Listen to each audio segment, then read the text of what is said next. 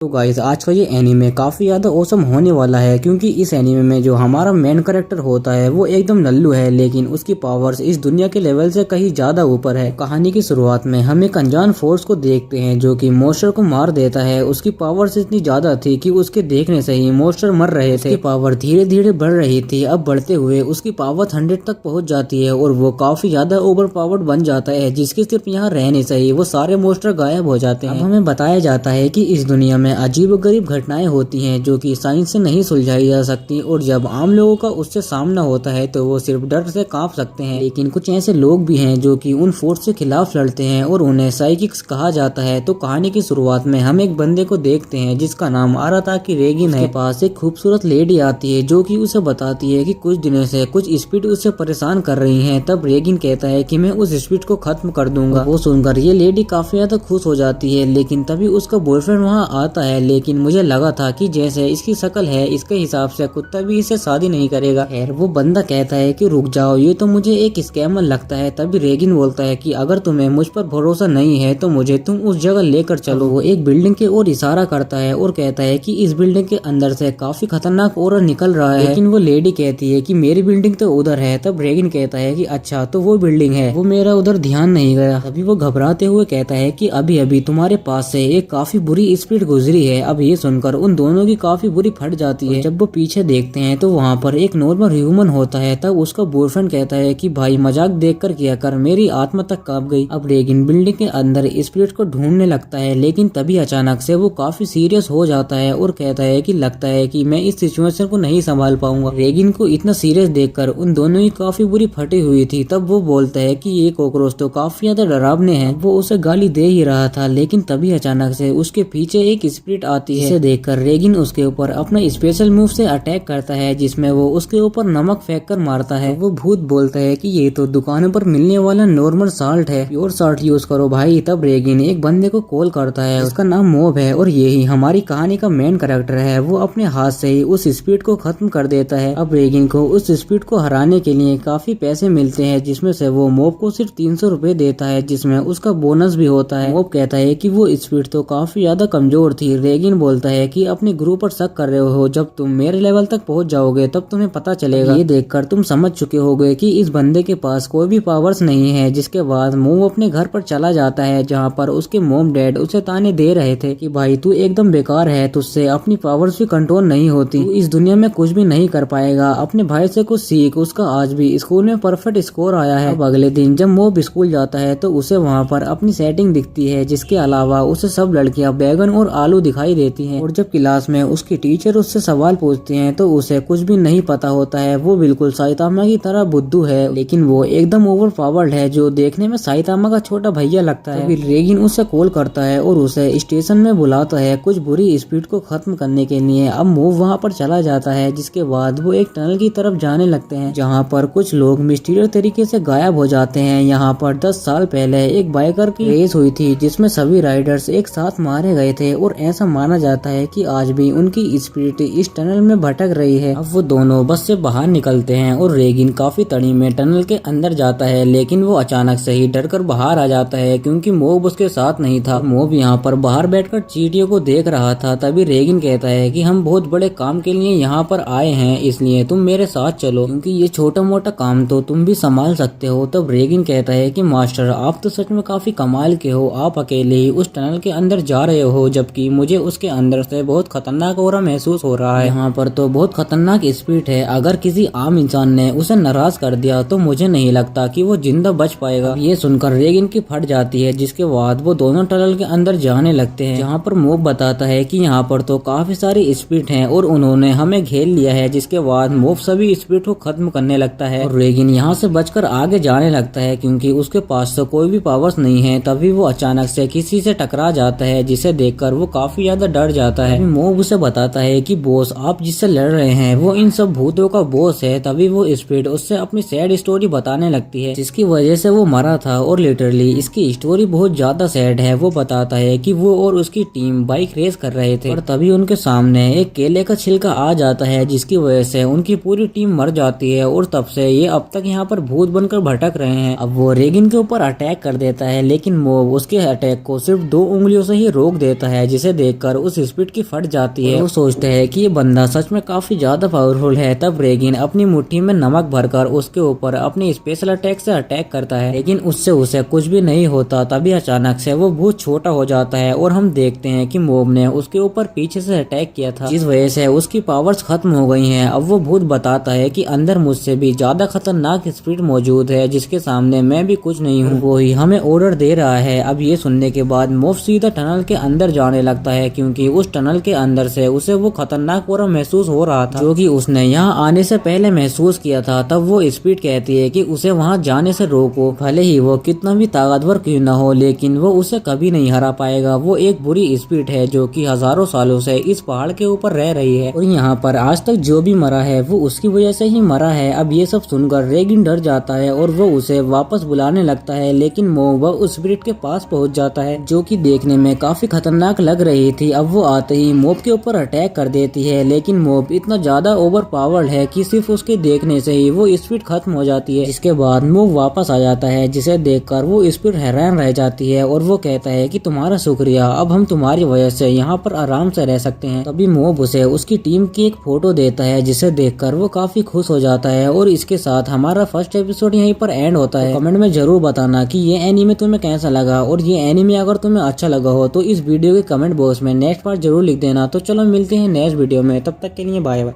अब अगले सीन में हम इस बंदे के बारे में जानते हैं कि आखिर ये कौन है। तो ये सीक्यो गागेयामा है, जिसे कि मॉब के नाम से भी जाना जाता है, और ये स्कूल के सेकेंड ईयर में पढ़ता है। इस टाइम को सेंसिटिव टाइम भी माना जाता है, जिसे जवानी कहते हैं। और इस जवानी में किसी ने स्पोर्ट में टाइम बिताया, तो किसी ने पढ़ाई करके, और किसी ने अपनी हॉबीज पर ध्यान दिया। तो कुछ लोगों ने बीजीएमआई खेल के पूरा दिन निकाल दिया, कुछ लोग अपने टैलेंट पर फोकस करते हैं, तो कुछ लोग बुरे रास्ते पर चले जाते हैं, लेकिन कुछ लोग प्यार के चक्कर में पड़कर अपनी जिंदगी को बर्बाद कर देते हैं। लेकिन मॉब इस टाइम पर एक असिस्टेंट की नौकरी कर रहा है, जिसे 1 घंटे काम करने के 300 येन मिलते हैं। मॉब यहाँ पर रेगिन के लिए काम करता है। अब हम देखते हैं कि रेगिन वन पंच मैन की मांगा पढ़ रहा था। अभी उसके पास एक कस्टमर आता है। तब रेगिन उससे बोलता है कि मेरी बात सुनो, तुम्हारे ऊपर भूतों का साया है, जो कि उल्टी सीधी वेबसाइट सर्च करने से आता है। तुम्हें तो पता ही है कि वो कौन सी वेबसाइट है। चलो मुझे अपना कंधा दिखाओ, ये तो बहुत टाइट है, चलो मैं इसे ठीक कर देता हूँ। अब रेगिन इस बंदे की मसाज शुरू कर देता है। तब वो कस्टमर बोलता है ये क्या मजाक कर रहे हो तुम मेरे साथ, हट जाओ यहाँ से, जल्दी से हट जाओ। लेकिन रेगिन उसकी बात नहीं सुनता और उसकी मसाज करने लगता है। देखते ही देखते उस बंदे को भी रेगिन की मसाज से मजा आने लगता है, और रेगिन भी उसकी पूरी बॉडी की मसाज देने लगता है, कि इस बंदे को भी काफी मजा आने लगता है। और वो बोलता है कि आज तो मजा ही आ गया, मैं फिर से आऊंगा यहाँ पर। दूसरी तरफ हम मॉब के स्कूल में एक टेलीपैथी क्लब को देखते हैं, जिसके अंदर 5 लोग हैं, लेकिन उनमें से एक बंदा उनके क्लैन को छोड़कर चला जाता है। अभी उन लोगों के पास एक बंदा आता है, जो कि उस स्कूल का वाइस प्रेसिडेंट होता है। वो बोलता है कि अगर तुम इस क्लब को जिंदा रखना चाहते हो तो फ्राइडे की शाम तक एक नया बंदा देख लेना, वरना इस क्लब को बंद कर दिया जाएगा। और इस क्लब की जगह पर एक अखाड़ा खुलेगा और हम लोग यहाँ पर जिम वगैरह करेंगे, समझ गए ना तुम लोग। अब उसके अगले दिन उनमें से एक बंदा मॉब को वहाँ पर लेकर आता है, और ये सब लोग मॉब को कन्विंस करने लगते हैं उनके क्लब को ज्वाइन करने के लिए। लेकिन मॉब मना कर देता है, क्योंकि उसके पास पहले से ही एक पार्ट टाइम जॉब है। वो रेगिन को कॉल करता है और कहता है कि मास्टर, क्या मैं इनके क्लब को ज्वाइन कर सकता हूँ। रेगिन उससे पूछता है कि क्या तुम सच में इनकी क्लब को ज्वाइन करना चाहते हो। तब मॉब बोलता है कि नहीं, मैं जल्दी से यहाँ से जाना चाहता हूँ। तब रेगिन उससे कहता है कि फिर तुम उन लोगों को ऐसा दिखाओ कि तुम्हें घर जाने की बहुत ही ज्यादा जल्दी है। तभी ये लड़की मॉब से फोन छीन लेती है और उसे गालियां देने लगती है कि मुझे पता है कि मॉब के पास साइकिक एबिलिटीज है और तू उसका यूज कर रहा है। तू मेरे सामने आ गया तो मैं तुझे बहुत मारूंगी। तू उसका यूज कर रहा है पैसे कमाने के लिए। इन दोनों की आपस में बहस होने लगती है और सभी के सभी लोग बहुत ज्यादा डिप्रेस्ड हो जाते हैं, क्योंकि मॉब ने उनकी टीम को ज्वाइन करने से मना कर दिया। तभी ये लड़की रोने लगती है। तब मॉब कहता है कि मास्टर, ये लड़की तो रोने लग गई है, अब मैं क्या करूं। तब रेगिन कहता है कि नहीं मॉब, उस पर यकीन मत करना, ये मगरमच्छ के आंसू है, इसके चक्कर में मत पड़ तू। मॉब उन सभी से कहता है कि चलो मैं सोच कर बताता हूँ, मुझे थोड़ा सा टाइम दो। अब इसके अगले सीन में हम मॉब और रेगिन को देखते हैं, जो कि लड़कियों की ड्रेस पहनकर गर्ल्स स्कूल में घुसने की कोशिश कर रहे थे, लेकिन सिक्योरिटी गार्ड उन्हें रोक लेता है। कहता है कि तुम कौन हो, अपना ID कार्ड दिखाओ और मैं तुमसे से ही बात कर रहा हूँ। तभी वो और सिक्योरिटी गार्ड को बुला लेता है और रेगिन को वहीं पर रोक लेते हैं, लेकिन वो मॉब को जाने देते हैं और कहते हैं कि बेटी तुम अंदर जा सकती हो। जिसके बाद मॉब भी अंदर चला जाता है। अब मॉब इस स्कूल की छत पर जाता है क्योंकि उसे अपने क्लाइंट छत पर ही मिलेंगे। दरअसल इन दोनों ने ही रेगिन को यहाँ पर बुलाया था क्योंकि इस स्कूल में भूत का एक साया है। ये दोनों लड़कियां मॉब से कहती हैं कि हमारी बात को तो कोई समझता ही नहीं, हमारी बातों पर किसी को भी यकीन नहीं है कि यहाँ पर अजीब अजीब चीजें होती हैं, चीजें अपने आप ही हवा में उड़ने लगती हैं और उल्टी सीधी आवाजें आती हैं। मॉब कहता है कि अच्छा तो ये बात है, तुम फिक्र मत करो, मैं उस स्पीड को खत्म कर दूंगा। अब ये लोग भूत को ढूंढने लग जाते हैं। वॉशरूम वगैरह में ये लोग स्विमिंग पूल में जाते हैं लेकिन वहाँ पर भी उन्हें कोई भूत नहीं मिलता। वो ढूंढते ढूंढते बास्केटबॉल हॉल में चले जाते हैं। मॉब बोलता है कि मैं उस भूत को समझ चुका हूँ, उसने अपनी एनर्जी छुपा ली है और ये भूत बहुत ही ज्यादा गुस्से में है। पर तुम चिंता मत करो, मैंने उसे ढूंढ लिया है और हॉल के चारों तरफ एक बैरियर लगा दिया है जिससे वो भूत यहाँ से नहीं भाग पाएगा। अब मॉब अंदर जाता है। वो देखता है कि यहाँ पर एक बहुत बड़ा भूत है और वो भूत बहुत ही ज्यादा गुस्से में है और उसने सभी लड़कियों को अपना रूप दिखा दिया है। वो सीधा जाकर मॉब के ऊपर अटैक कर देता है, लेकिन जैसे ही वो उसके ऊपर अटैक करता है उसका एक हाथ ही गायब हो जाता है। वो भूत एक लड़की की तरफ बढ़ता है उस पर अटैक करने के लिए, लेकिन मॉब उसे काफी आसानी से हरा देता है। पूरी तरह से गायब होने से पहले ये भूत मॉब से बोलता है कि मॉब क्या तुम अपनी जिंदगी जैसे जीना चाहते हो वैसे जी रहे हो, जरा सोचो इसके बारे में। ये सवाल मॉब के माइंड में फंस जाता है और वो पूरी रात उसके बारे में ही सोचता है कि क्या वो वैसे ही जी रहा है जैसे वो जीना चाहता है। और फाइनली मॉब डिसाइड करता है कि वो टेलीपैथी ग्रुप को ज्वाइन करेगा और अगले ही दिन वो उनके पास जाता है। लेकिन तभी वहाँ पर वाइस प्रेसिडेंट आ जाता है, कहता है कि ये है बॉडी इम्प्रूवमेंट क्लब और क्योंकि तुम्हें कोई नया मेंबर नहीं मिला है इसलिए आज से ये कमरा इनका होता है, फिर तुम्हें अब यहाँ से जाना होगा, चलो जल्दी निकलो यहाँ से। तभी वो लड़की कहती है अरे रुको, हमें 5वां मेंबर मिल गया है, इससे मिलो, ये है मॉब। तब वाइस प्रेसिडेंट उससे पूछते हैं अरे भाई तेरी क्या मजबूरी है कि तूने इन्हें ज्वाइन कर लिया, तो सच में यही चाहता है। तब मॉब को एहसास होता है कि वो तो बस सकुमी को अपने दिल की बात कहना चाहता है, उसे अपने आप को इम्प्रूव करना है। लेकिन क्योंकि मॉब बचपन से ही बेरोजगार रहा है इसलिए वो लड़की उसको नोटिस नहीं करती। तब मॉब का माइंड बदल जाता है और वो उन बॉडी क्लब वालों के पास जाता है और उनसे कहता है कि क्या मैं आपके ग्रुप को ज्वाइन कर सकता हूँ, आप मुझे ताकतवर बना सकते हैं। तब ये सब लोग मॉब को एक्सेप्ट कर लेते हैं और इस तरह फिर टेलीपैथी ग्रुप वाले शॉक हो जाते हैं और डिसीजन में चले जाते हैं। और इसी के साथ हमारा एपिसोड 2 भी यहीं पर एंड हो जाता है। अगर तुम्हें इस एनिमे का नेक्स्ट पार्ट चाहिए तो कमेंट में नेक्स्ट पार्ट जरूर लिख देना। तो चलो मिलते हैं नेक्स्ट वीडियो में, तब तक के लिए बाय बाय।